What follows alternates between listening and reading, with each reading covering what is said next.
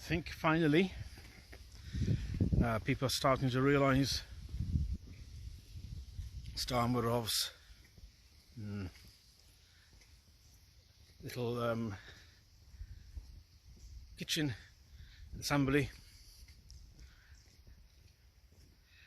is sixth form politics, and just sixth formers who grew up in the 80s are still stuck in the student politics of the Marxist student politics of the 80s, and never grew out of it, never matured their political views or anything else. So that's what they're behaving like. So I think people are starting to realise, and as Dr. Philip Kisley said, it's like watching a chimpanzee host a dinner party. It's the kamikaze nature of it all, and each time they post anything onto X, look at what our brilliant government is doing. Yeah, you get ratioed into the dirt. The only at this present stage, the only people who are left who do like them are union wonks, public sector management, academics, some students, i.e. the ones who aren't even further Marxist, that they go vote for the Greens or Lib Dems, anything like that, or the British Communist Party.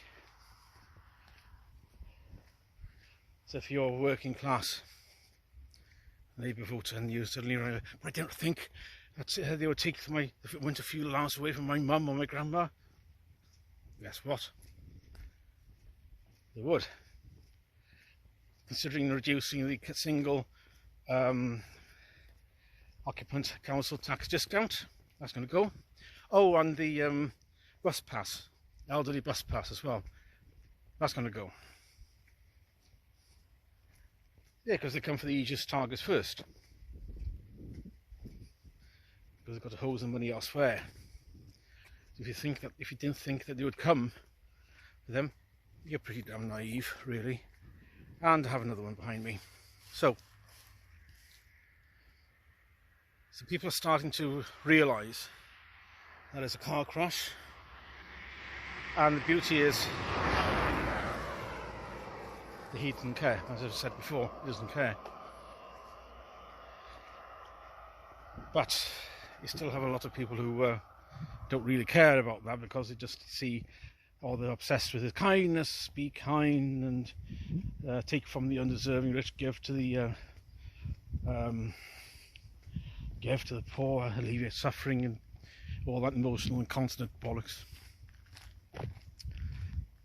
Same in the US. Bernie Sanders has openly said in the TV interview over there that Kamala Harris needs to hide the fact that she's a Marxist to get elected. So he knows she's a Marxist, I know she's a Marxist, a lot of the other people also know he's a Marxist. Well, most of the voters don't. They just see, oh, she's a kind, cuddly lady who's giving it into the orange man bad, and who's letting in all these displaced people, and you have to be kind and show mercy and all this bullshit. She isn't. She'll stitch you up like a kipper. And these people are willing to vote for her because she is a black woman. No other reason, nothing to do with the policies, just because she's a black woman. And if she was a white man, many probably wouldn't vote for her. Or vote Democrat, I should say. So that was why she was chosen as a nominee. Not that there weren't any primaries, of course, like the Republicans. They installed her. So nobody voted for her to become the presidential nominee, and the Democrats was chosen behind Biden's back. But that's another story. So he's starting to then realise that universal suffrage was a pretty bad idea, wasn't it? Paulette Hamilton, Labour MP, moaning that Of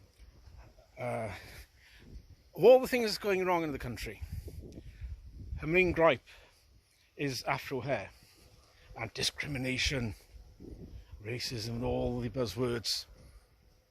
Moan, moan, moan.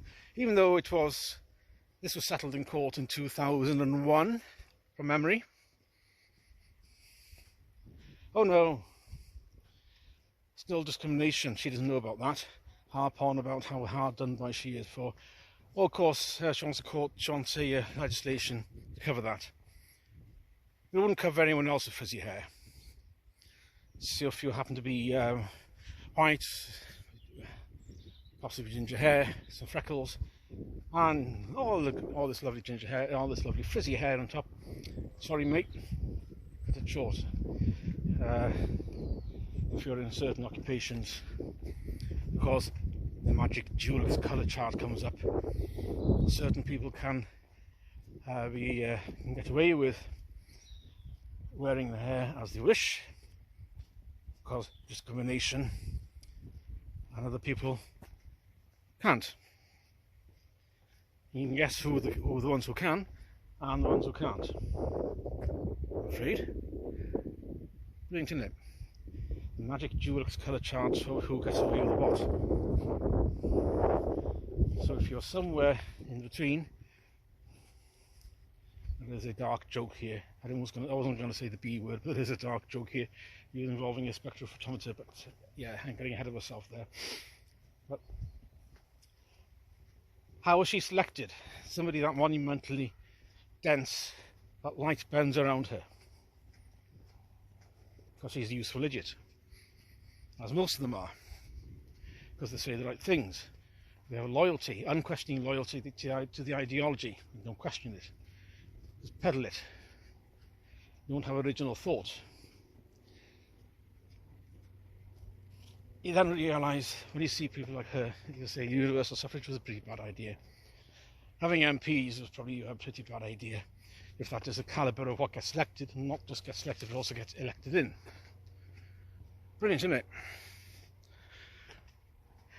Which is why benign dictatorship is probably, until we can select a better system and select better candidates, we don't come out with a horse shit like that.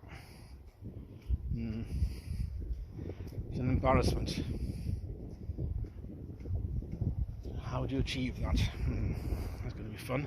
Well, that's partly the point of libertarianism, is to have as much local control as you can, out of the hands of Westminster, out of the hands of the Senedd, out of the hands of the County Council, elected councillors, how to do things locally in your community by yourself, to try to have as much local economy, local spending, as much local power and local security as you can, out of the hands of those who are captured by the various ideologies, and so you can have accountability, so that you can hold people to account easier, rather than sort of trudging every 5 years to a ballot box and selecting whichever imbecile it is. So, libertarianism. You have the power, you have the sovereignty, you just need the mechanisms for you to take control, or rather for you to decide for yourself how to take control, and how to club together to do things, start up from the ground up. It's just possible, it can be done. You just want to have to do it. You want to have to get rid of these useless idiots who are out.